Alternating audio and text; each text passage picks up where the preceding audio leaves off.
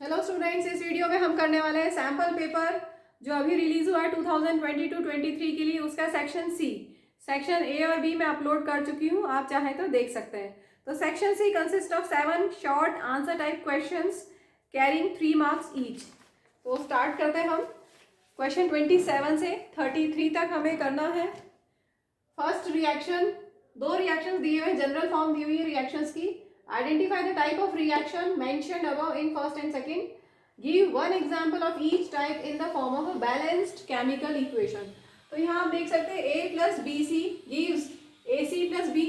इसका मतलब A is more reactive than B, तो वो उसको डिस्प्लेस कर देगा फ्रॉम इट्स सॉल्ट सोल्यूशन। ठीक है, तो एक इस तरह का रिएक्शन है डिस्प्लेसमेंट रिएक्शन।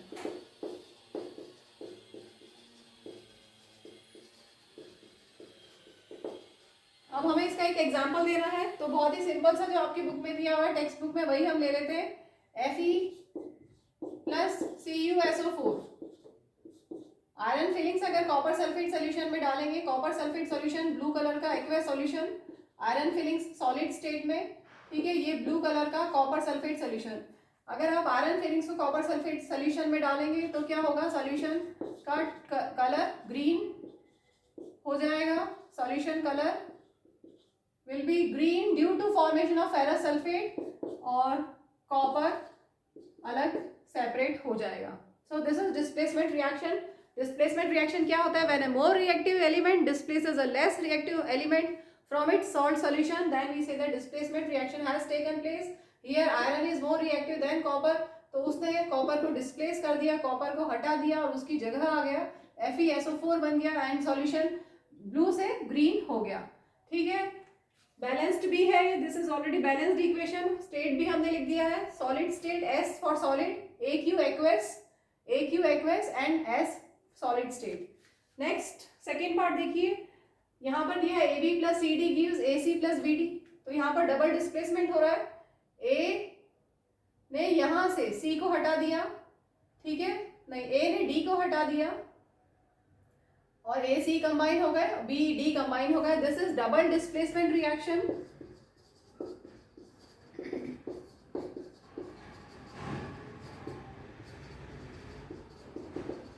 और डबल डिस्प्लेसमेंट रिएक्शन में क्या होता है, exchange of ions, exchange of ions takes place. तो एक बार यहाँ पर मैं एग्जांपल दे देती हूँ, फिर समझा दूंगी। हम एग्जांपल लेते हैं, sodium sulphate Na2SO4 plus barium chloride BaCl2। इससे आपको मिलेगा BaSO4 barium sulphate plus sodium chloride. ये एक्वस सॉल्यूशन, एक्वस सॉल्यूशन है और बेरियम सल्फेट का वाइट PPT फॉर्म होगा। एक्चुअल में बेरियम सल्फेट का यहाँ पर वाइट प्रेसिपिटेट फॉर्म होगा। ठीक है, और बाकी सब आपको मिलेंगे एक्वस सॉल्यूशन में। यहाँ पर क्या होगा, डबल डिस्प्लेसमेंट रिएक्शन होगा। एक्चुअल में क्या है, Na plus and SO4 2 minus ions है। बेरियम क्लोराइड में Ba2 plus Cl minus ions है। बेरियम सल्फेट में Ba2 plus SO4 2 minus, sodium chloride में Na प्लस Cl माइनस। तो देखेंगे आप, सोडियम Na प्लस और Cl माइनस। ठीक है, आयंस का एक्सचेंज हो गया, सेम ऐसे Ba2 plus and SO4 2 minus, इनका एक्सचेंज हो गया, आयंस का एक्सचेंज हो गया और white precipitate of barium sulphate will be form. This is double displacement reaction जिनमें एक्सचेंज ऑफ आयंस होता है। क्लियर? इसमें अगर आप मार्क्स देखेंगे तो नेम करने का 0.5 मार्क्स, नेम करने का 0.5 मार्क्स, 1 मार्क्स हो गया, और दोनों के एक एक रिएक्शन हमने दे दिया 1 मार्क्स एंड 1 मार्क्स, तो टोटल 3 मार्क्स का ही हो जाएगा। Clear? Moving to next question, question number 28। Figure given है आपको पेपर में। फिगर में यहाँ पर गैस कौन कौन सी बनी है ये नहीं है, ये मैंने लिख दिया है, लेबल कर दिया है, आपको वही बताना है। फर्स्ट पार्ट में identify the gas evolve at anode and cathode in the above experimental setup. ये question chapter acids bases and salts का है और टॉपिक है केमिकल्स फ्रॉम कॉमन सॉल्ट। तो common salt as a raw material use करके हम अलग अलग केमिकल्स बना सकते हैं। तो वन ऑफ द प्रोसेस है क्लोर अल्कली प्रोसेस। जो यहाँ पर फिगर दिया हुआ है, that is this figure is of क्लोर alkali process. तो इस प्रोसेस में क्या होगा, हम कॉमन सॉल्ट लेंगे NaCl और उसका एक्वा सॉल्यूशन बनाएंगे। हम लेंगे NaCl और उसको वाटर में डिसॉल्व कर देंगे और इलेक्ट्रिसिटी पास करेंगे। ठीक है, NaCl को जब हमने वाटर में डाला तो इस टाइम पे हम इसको बोलते हैं brine. Aqua solution of NaCl is known as brine. तो जब हम ब्राइन में इलेक्ट्रिसिटी पास करेंगे तो फॉर्म होगा alkali NaOH, sodium hydroxide alkali form होगा, क्लोरीन गैस रिलीज होगी और हाइड्रोजन गैस भी रिलीज होगी। ठीक है, तो समझ में आया, जब हम brine aqua solution of sodium chloride में इलेक्ट्रिसिटी पास करेंगे तो हमें मिलेगा अल्कली, क्लोरीन गैस और हाइड्रोजन गैस। अब क्वेश्चन को वन बाय वन समझते हैं। गैस आइडेंटिफाई करना है, एनोड और कैथोड पे कौन कौन सी गैस रिलीज होंगी। एनोड होता है नेगेटिव इलेक्ट्रोड, नेगेटिव इलेक्ट्रोड पे पॉजिटिव आयंस जाएंगे। आप सोचिए, आपके पास सोल्यूशन में क्या है, NaCl। NaCl के आयंस क्या क्या होंगे, Na+Cl- और H2O में जो आयंस होंगे वो क्या होंगे, H+ और OH- आयंस। ठीक है, एक्वस सॉल्यूशन है, NaCl के आयंस क्या होंगे, Na+Cl-। H2O में आयंस क्या होंगे, H+ एंड OH- आयंस। तो जो भी पॉजिटिव आयंस है they will go towards negative electrode और जो नेगेटिव आयंस है they will go towards positive electrode. तो यहाँ पर Na+ एंड H+ आयंस दोनों पॉजिटिव आयंस है, they will go towards negative electrode, और जो नेगेटिव आयंस है Cl- and OH-। Anions will go towards anode. ऐसे याद रख सकते हैं, cations will go towards cathode, anions will go towards anode. ठीक है, so positive ions called cations will go towards cathode and negative ions called anions will go towards anode। तो Cl- ions जब anode की तरफ जाएंगे तो यहाँ पर क्लोरीन गैस रिलीज होगी, और H+ आयंस जब कैथोड की तरफ जाएंगे तो यहाँ पर हाइड्रोजन गैस रिलीज होगी। तो क्लियर है, एनोड पे कौन सी गैस रिलीज हुई, क्लोरीन गैस, और कैथोड पे हाइड्रोजन गैस रिलीज हुई। Name the process that occurs, यहाँ पर जो process that is क्लोर alkali process. ऐसा क्यों है, why is the name so, because जो प्रोडक्ट्स फॉर्म हुए हैं उनमें क्या क्या बना है, अल्कली बना है, क्लोरीन बना है, इसलिए क्लोर अल्कली प्रोसेस। तो products obtained are alkali NaOH, chlorine Cl2, इसलिए alkali chlor alkali process name दिया है।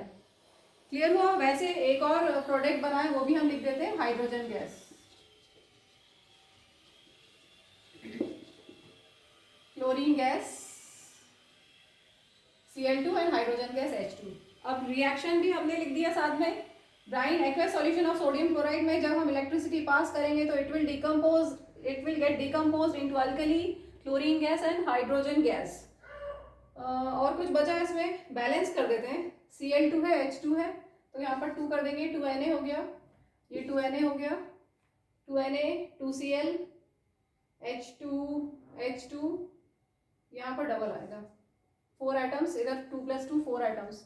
ठीक है, अब ये बैलेंस्ड इक्वेशन हमने लिख दी है, 2NaCl + 2H2O gives 2NaOH + Cl2 + H2।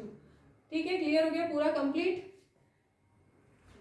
आगे बढ़ते हैं, moving to next question, question number 29। ये भी लाइफ प्रोसेसेस चैप्टर का क्वेश्चन है, bio life processes, transportation in plants से रिलेटेड कह सकते हैं, या फिर आप प्लांट से रिलेटेड कह सकते हैं इसको। The leaves of a plant were covered with aluminium foil, how would it affect the physiology of the plant. देखिए, अगर हमने लीव्स को ही कवर कर दिया है एल्यूमिनियम फॉइल से, लीव्स ऑफ अ प्लांट, सारी लीव्स को हमने फॉइल से कवर कर दिया है, तो फोटोसिंथेसिस नहीं होगा, रेस्पिरेशन नहीं होगा, ट्रांसपिरेशन पुल नहीं होगा, बहुत सारी चीज़ें नहीं होगी प्लांट में। तो वही वन बाय वन हम देखते हैं। नो फोटोसिंथेसिस विल अकर, क्योंकि ग्लूकोज ही नहीं बनेगा, no glucose will be made. ठीक है, क्योंकि हमने फॉइल से कवर कर दिया है, तो सनलाइट लीव्स पे नहीं आएगी तो फोटोसिंथेसिस नहीं होगा, फोटोसिंथेसिस नहीं हुआ है। ठीक, next point, no respiration will take place as no oxygen will be there. जब हमने लीव्स को एल्यूमिनियम फॉयल से कवर कर दिया है तो एक्सचेंज ऑफ गैसेस ही नहीं होगा, ठीक है, तो ऑक्सीजन ही नहीं ले पाएंगी लीव्स, तो रेस्पिरेशन नहीं होगा। Clear, next, no transpiration will occur. Transpiration क्या होता है? Loss of water from the surface of leaves through stomatal pores. तो अगर no transpiration will occur, there would be no upward movement of water. अगर transpiration नहीं हुआ तो transpiration pull नहीं होगा। सक्शन पुल जो क्रिएट होता है, टॉल ट्रीज में सक्शन पुल क्रिएट होता है, ट्रांसपिरेशन से कंटिन्यूसली वाटर लॉस होता रहता है, वो लीव्स में कंटिन्यूसली वाटर लॉस होता रहेगा, तो नीचे से पानी सॉइल से रूट से होता हुआ अपवर्ड मूवमेंट होगा। लेकिन अगर सक्शन पुल ही क्रिएट नहीं हुआ, सक्शन पुल ट्रांसपिरेशन पुल ही क्रिएट नहीं हुआ, ट्रांसपिरेशन ही नहीं हुआ, तो अपवर्ड मूवमेंट ऑफ वाटर कैसे होगा? From roots to all parts of the plant. वो अपवर्ड मूवमेंट जो जाइलम के थ्रू होता है, movement of water and minerals xylem vessels में होता है, तो वही नहीं होगा क्योंकि ट्रांसपिरेशन पुल नहीं है, ट्रांसपिरेशन नहीं है। इसके बाद एक और point, temperature regulation of leaf surface will be affected, क्योंकि ट्रांसपिरेशन नहीं होगा तो टेम्परेचर रेगुलेशन भी अफेक्ट होगा। ठीक है, क्लियर। इसमें 3 मार्क्स का है तो तीनों पॉइंट्स 1-1 मार्क्स के हो जाएंगे। Moving to next option of same question 29। इसमें लिम्फ के बारे में है क्वेश्चन, तो पहले थोड़ा सा हम लिम्फ समझ लें कि लिम्फ होता क्या है। सेम जैसे ब्लड हमारी पूरी बॉडी में ट्रांसपोर्ट होता है, सेम वैसे ही लिम्फ भी हमारी पूरी बॉडी में ट्रांसपोर्ट होता है। ब्लड रेड कलर का होता है due to presence of RBC, लेकिन लिम्फ में आरबीसी नहीं होता, so it is colourless. So lymph is colourless क्योंकि इसमें आरबीसी नहीं होता, इसमें इसलिए रेड कलर पिगमेंट नहीं होता, इसलिए ये कलरलेस है। और ये सिर्फ एक ही डायरेक्शन में फ्लो होता है, from body tissues to the heart. अब बॉडी टिश्यूज तक कैसे जाएगा, क्या क्या जाएगा, किससे लिम्फ बनेगा, ये हम देख लेते हैं। Through the pores present in the walls of capillaries. आपको पता है 3 टाइप की blood vessels, arteries, veins and capillaries. तो जो कैपिलरीज जो 1 सेल थिक होती हैं, उनके पोर्स में से some amount of plasma, proteins and blood cells escape into intercellular space in the tissues, और वही उसी से बनता है टिश्यू फ्लूइड और lymph. Lymph is also known as tissue fluid, क्योंकि जो ब्लड कैपिलरीज है उनकी वॉल से कुछ amount of plasma, proteins and blood cells they escape in intercellular spaces in the tissues and they form tissue fluid और lymph. ठीक है, अब इसका फ्लो एक ही डायरेक्शन में है, बॉडी टिश्यूज से हार्ट तक। टिश्यूज में ये जो आया है tissue lymph, it will drain into lymphatic capillaries, और lymphatic capillaries join to form large lymph vessels, large lymph vessels further join to form large veins, और वेन्स से फाइनली वो जो लिम्फ है that will open into the heart. ठीक है, तो ये लिम्फ के बारे में थोड़ा सा अब हम क्वेश्चन समझते हैं। How is lymph an important fluid involve in transportation? क्योंकि lymph carries digested and absorbed fat from the intestine and drains excess fluid from extracellular space back into the blood, इसलिए ये बहुत इंपॉर्टेंट फ्लूइड है। Clear, answer हमारा main यही है, ये just मैंने एक्सप्लेन करने के लिए लिखा है। आगे देखिए, if lymphatic vessels get blocked how would it affect the human body? अगर लिम्फेटिक वेसल्स में ब्लॉकेज हो गया तो क्या होगा? It will lead to water retention and poor fat absorption in the body, क्योंकि यही इसका फंक्शन है, फैट एब्जॉर्प्शन। ठीक है, फैट एब्जॉर्प्शन फंक्शन है, तो फैट एब्जॉर्प्शन नहीं हो पाएगा और it will lead to water retention also. Clear, moving to next question. ये चैप्टर लाइट का क्वेश्चन है, physics. Rohit wants to have an erect image of an object using a converging mirror of focal length 40 centimeter. Specify the range of distance where the object can be placed in front of the mirror. Justify. Draw a ray diagram for this situation and give the use of this mirror. ठीक है, short में लिख दिया है। तो question में आपको बोला है कन्वर्जिंग मिरर। कन्वर्जिंग मिरर बोला है, दैट मीन्स कॉनकेव मिरर है। कॉनकेव मिरर में 6 केसेस होते हैं। 5 केसेस में, फर्स्ट 5 केसेस में रियल एंड इन्वर्टेड इमेज बनती है, और जब ऑब्जेक्ट बहुत क्लोज होता है मिरर के बिटवीन पी एंड एफ, तब virtual erect and enlarged image form होती है। ठीक है, तो वही कंसेप्ट हमें यूज करना है। इरेक्ट इमेज चाहिए, erect image means virtual and erect image. ठीक है, वर्चुअल एंड डायरेक्ट इमेज, और converging mirror means concave mirror. ठीक, तो यहाँ पर हम इसका रे डायग्राम बना देते हैं। Specify the range of distance where the object can be placed. Object कहाँ रखना चाहिए between P and F? The object has to be placed at a distance between pole and focal length P and F. ठीक है, this is pole, centre of the mirror is pole, this part is aperture, reflecting part is aperture, this is pole, line passing through pole and center of curvature is called principal axis, this is called focus capital F, और आपको focal length दिया हुआ है 40 centimetre. तो object कहाँ पे रखना चाहिए between P and F? Means between 0 to 40 centimetre, ताकि हमें वर्चुअल एनलार्ज्ड इमेज मिल सके। ठीक है, image is, this is because image is virtual erect and magnified when the object is placed between P and F। ठीक है, और इसका यूज क्या है? Use by dentist to get large image of the teeth, या as a shaving mirror भी use करते हैं। जहाँ पे भी आपको एनलार्ज्ड इमेज चाहिए वहाँ पर आप ये यूज कर सकते हैं, और ऑब्जेक्ट बहुत पास में रखेंगे बिटवीन P एंड F, तब आपको एनलार्ज्ड इमेज मिलेगी, अदरवाइज आपको रियल एंड इन्वर्टेड इमेज मिलेगी। राइट, तो अब हम इसका रे डायग्राम बना लेते हैं। सेकंड पार्ट में बोला draw ray diagram for this situation. तो ऑब्जेक्ट को हमें रखना है बिटवीन P एंड F। ये ऑब्जेक्ट हो गया, A B object between P and F। अब रूल्स फॉलो करेंगे। If light ray is parallel to principal axis, if light ray is incident parallel to principal axis, then after reflection it passes through focus. ठीक है, दूसरा rule follow करते हैं। अगर light रे centre of curvature से जाती है, then it retraces its path. Light ray ऐसे गई और यहाँ से वापस से रिफ्लेक्ट होके ऐसे चली गई। ठीक है, अब ये लाइट रेस तो कहीं मीट ही नहीं हुई है। लाइट रेस जहाँ मीट होंगी वहां पर हमें इमेज मिलेगा, लेकिन यहाँ पर लाइट रेस मीट नहीं हुई है, तो क्या करेंगे हम? इनको बैकवर्ड एक्सटेंड करेंगे। स्केल से बनाइएगा प्रॉपर। लाइट रेस को हम बैकवर्ड एक्सटेंड करेंगे तो यहाँ पर कहीं आपको वर्चुअल इमेज, क्योंकि लाइट रेस एक्चुअल में मीट नहीं हुई है, तो virtual image A dash B dash आपको मिली।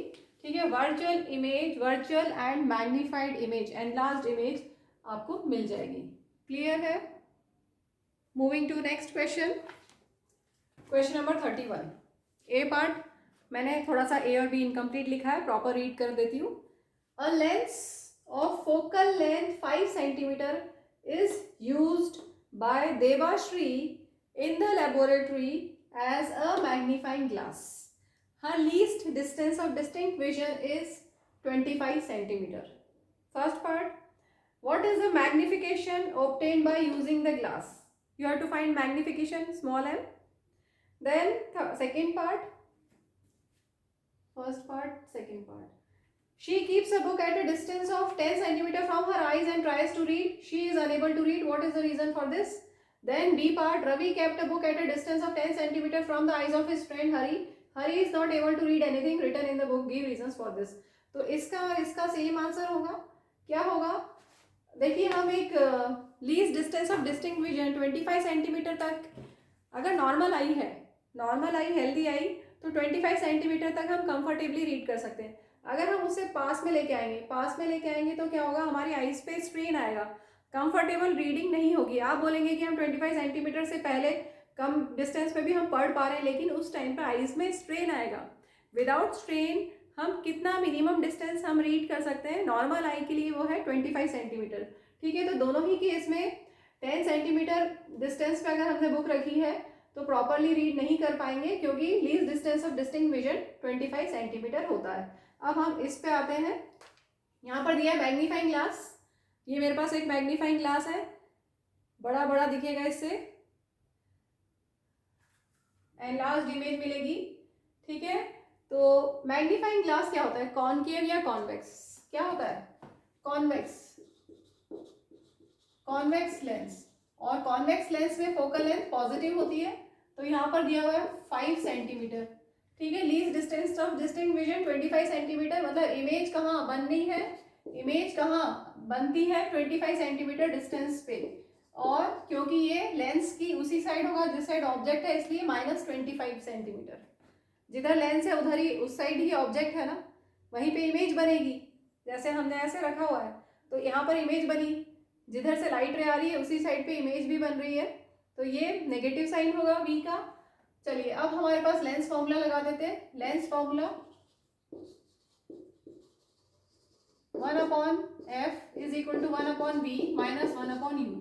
यहाँ पर हम पहले u निकालेंगे, then only we can find magnification.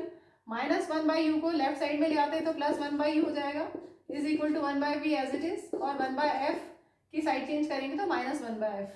ठीक है, अब वैल्यूज पुट करते हैं। v इज -25, माइनस का साइन 1/f। अब नेगेटिव साइन को हम ऊपर लिख दें, एक स्टेप है नेगेटिव साइन। सबसे पहले जब भी एलसीएम लेना हो तो पहले नेगेटिव साइन को न्यूमरेटर में कर दो। 25, 5 का एलसीएम 25, यहाँ पर कितना आ जाएगा -1, और यहाँ पर आ जाएगा -5, दैट इज -6/25। तो 1/u is -6/25, so u will be -25/6 centimetre. अब हमें क्या फाइंड करना है, मैग्निफिकेशन। मैग्निफिकेशन का क्या फॉर्मूला होता है, -v/u, लेंस के लिए सॉरी प्लस, मिरर में होता है मैग्निफिकेशन -v/u, और लेंस के केस में मैग्निफिकेशन होता है v/u। v is how much, v is -25 divided by u is -25 divided by 6। इसको हम सॉल्व कर लेते हैं। -25 डिवाइड को चेंज करेंगे मल्टीप्लिकेशन में तो ये पूरा रेसिप्रोकल हो जाएगा, -6/25। 25 कैंसिल, माइनस माइनस प्लस हो गया, तो मैग्निफिकेशन आ गया 6 टाइम्स इमेज मैग्नीफाई हो जाएगी।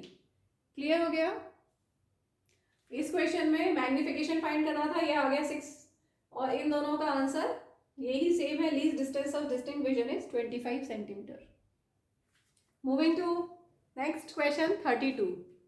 स्टार्टिंग का पार्ट मैं रीड कर रही हूँ, वो लिखा नहीं है। A student fixes a white sheet of paper on a drawing board.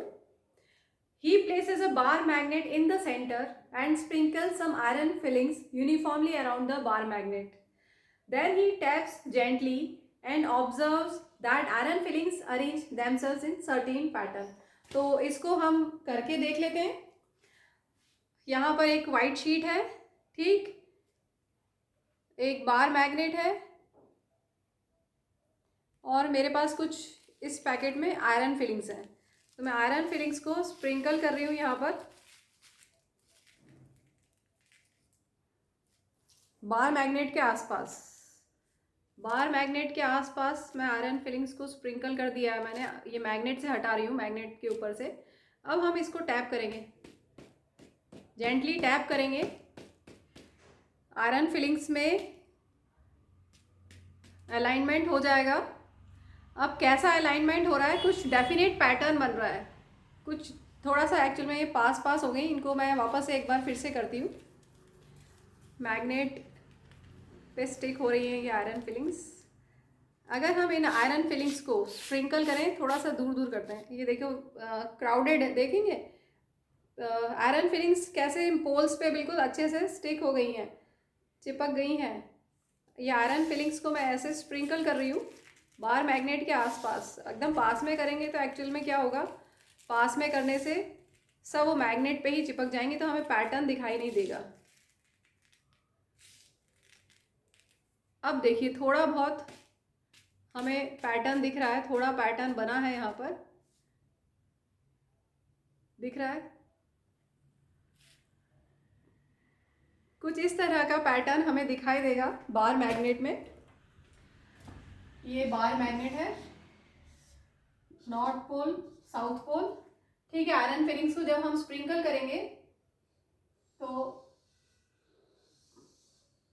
कुछ इस तरह का पैटर्न आपको दिखाई देगा।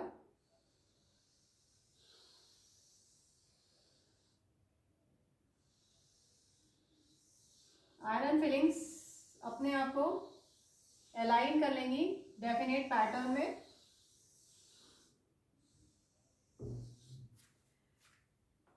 तो आप क्वेश्चन देखते हैं, why do iron filings arrange themselves in particular pattern.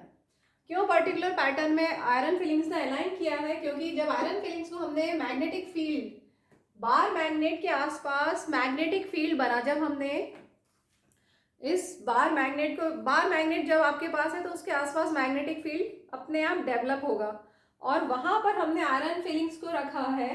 तो क्या करेंगे, these iron filings will behave like tiny magnets. ये जो आयरन फिलिंग्स है, these will behave like tiny magnets, and the magnetic force experienced by these tiny magnets make them rotate and align themselves along direction of field lines. तो जो field lines का direction होता है, imaginary field lines, उनका direction, उस direction में ये iron filings अपने आप को अलाइन कर लेंगी, क्योंकि ये iron filings will behave like tiny magnets. Clear? Next, which physical quantity is indicated by the pattern of field lines? Magnetic field physical quantity कौन सी है? It is indicated by pattern of field lines around the bar magnet, magnetic field produced by a bar magnet. तो physical quantity है magnetic field. अभी जो magnetic field lines होती है, इसकी क्या क्या प्रॉपर्टीज हैं? ये हमेशा नॉर्थ पोल से इमर्ज होती है and merges at south pole. These field lines always emerges from north pole and merges towards south pole, और ये कभी एक दूसरे को क्रॉस नहीं करती, इंटरसेक्ट नहीं करती। Magnetic field lines do not intersect one another, they originate या फिर they emerges from north pole and they merges at south pole, और ये हमेशा क्लोज कर्व्स बनाते हैं, जैसे मैंने यहाँ पे भी दिखाया है, क्लोज कर्व्स बनाते हैं। आउटसाइड कुछ पैटर्न बन रहा है और इनसाइड क्या होगा? बार मैग्नेट की इनसाइड में यूनिफॉर्म मैग्नेटिक फील्ड होगी। यहाँ पे अगर डायरेक्शन देखेंगे तो नॉर्थ से इमर्ज हो रही है और साउथ में मर्ज हो रही है, नॉर्थ से इमर्ज हो रही है सब जगह पर और साउथ में मर्ज हो रही है, और अंदर देखेंगे तो साउथ से नॉर्थ डायरेक्शन होगा। इनसाइड द बार मैग्नेट क्या डायरेक्शन होगा? साउथ से नॉर्थ। अगर ये नॉर्थ है और ये साउथ, तो साउथ से नॉर्थ की तरफ फील्ड लाइंस का डायरेक्शन होगा। क्लियर हो गया? मैंने एक बार फिर से ये आयरन फिलिंग्स को रखा है। यहाँ पर मेरे पास आयरन फिलिंग्स है, इधर इस साइड पे आयरन फिलिंग्स है, और ये बार मैग्नेट है। तो मैं एक बार और दिखाना चाहूँगी आप लोगों को, ये गिरे ना तो। दिख रहा है पैटर्न? आपको दिख रहा है? इस तरह का पैटर्न आपको दिखाई देगा। Clear? Moving to second option of question 32, a compass needle is placed near a current carrying wire. Current carrying wire है, उसके पास में हमने कंपास निडल रखा है। State your observations for the following cases and give reasons for the same in each case। तो मान लीजिए कि ये मेरे पास एक करंट कैरिंग वायर है और एक कंपास निडल मैंने इसके पास में रख दिया है। Compass needle is place near current carrying wire. तो क्या होगा? इस कंपास निडल में डिफ्लेक्शन आएगा। ये जो करंट कैरिंग वायर है, this will behave like a magnet. इसके आसपास, करंट कैरिंग वायर के आसपास मैग्नेटिक फील्ड डेवलप होती है, ये आपको पता है। कैसी होती है? कंसेंट्रिक सर्कल्स की फॉर्म है। करंट कैरिंग वायर के आसपास जो मैग्नेटिक फील्ड बनती है वो कैसा होता है? शेप कंसेंट्रिक सर्कल्स की फॉर्म है। तो इसके आसपास मैग्नेटिक फील्ड है, मैग्नेटिक फील्ड है, इमेजिनरी फील्ड लाइंस हैं, और अगर हम पास में कंपास निडल को रखेंगे तो कंपास निडल में डिफ्लेक्शन आएगा।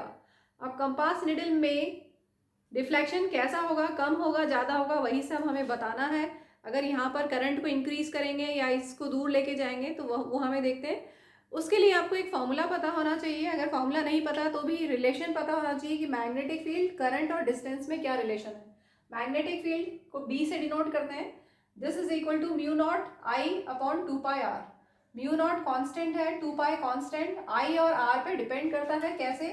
B is directly proportional to current and B magnetic field is inversely proportional to distance. ठीक है, तो फर्स्ट पार्ट देखिए, magnitude of electric current in the wire is increased. अगर आप करंट इंक्रीज करेंगे तो मैग्नेटिक फील्ड इंक्रीज होगी, right? उस वायर में करंट इंक्रीज किया हमने तो आसपास मैग्नेटिक फील्ड स्ट्रांग हो जाएगी, मैग्नेटिक फील्ड ज्यादा होगी तो डिफ्लेक्शन, कंपास निडल में डिफ्लेक्शन ज्यादा आएगा।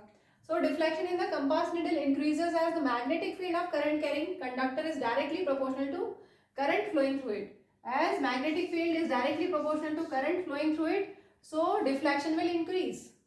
अगर अब इस करंट कैरिंग वायर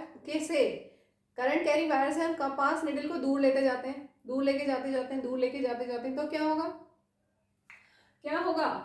क्योंकि magnetic field is inversely proportional to distance, तो डिस्टेंस हमने इंक्रीज किया। ये करंट कैरिंग वायर था और ये डिस्टेंस हम इंक्रीज करते हैं। डिस्टेंस अगर हमने इंक्रीज किया तो क्या होगा? मैग्नेटिक फील्ड कम हो जाएगी। So the deflection in the needle decreases as the magnetic field is inversely proportional to perpendicular distance from the wire. Clear हो गया? तो ये बस ये दो रिलेशंस अगर आप ध्यान रखेंगे तो it is directly, magnetic field is directly proportional to current and magnetic field is inversely proportional to distance, तो आपका क्वेश्चन आराम से बन जाएगा। Moving to last question of section C, question number 33, why is damage to the ozone layer a cause for concern? What are its causes and what steps are being taken to limit this damage. Question में ही 3 सब questions हैं। तो पहले ozone layer क्या होता है, कैसे बनता है, इसको समझ लीजिए। ओजोन लेयर अपर एटमॉस्फेयर में फॉर्म होता है, स्ट्रेटोस्फीयर में, एटमॉस्फेयर का जो लेयर है स्ट्रेटोस्फीयर, वहां पर फॉर्म होता है अबाउट 15 से 60 किलोमीटर के बीच में ये लेयर होता है। एंड कैसे फॉर्म होता है, high up in the atmosphere oxygen molecule split होता है इनटू ऑक्सीजन एटम्स, और एक ऑक्सीजन एटम और एक ऑक्सीजन मॉलिक्यूल कंबाइन होके ओजोन फॉर्म कर देता है O3। ठीक है, अब इसका क्या फंक्शन है, इस ये damage, why is damage to the ozone layer cause of for concern, क्योंकि ozone layer shields the earth surface from harmful ultraviolet radiations from the sun.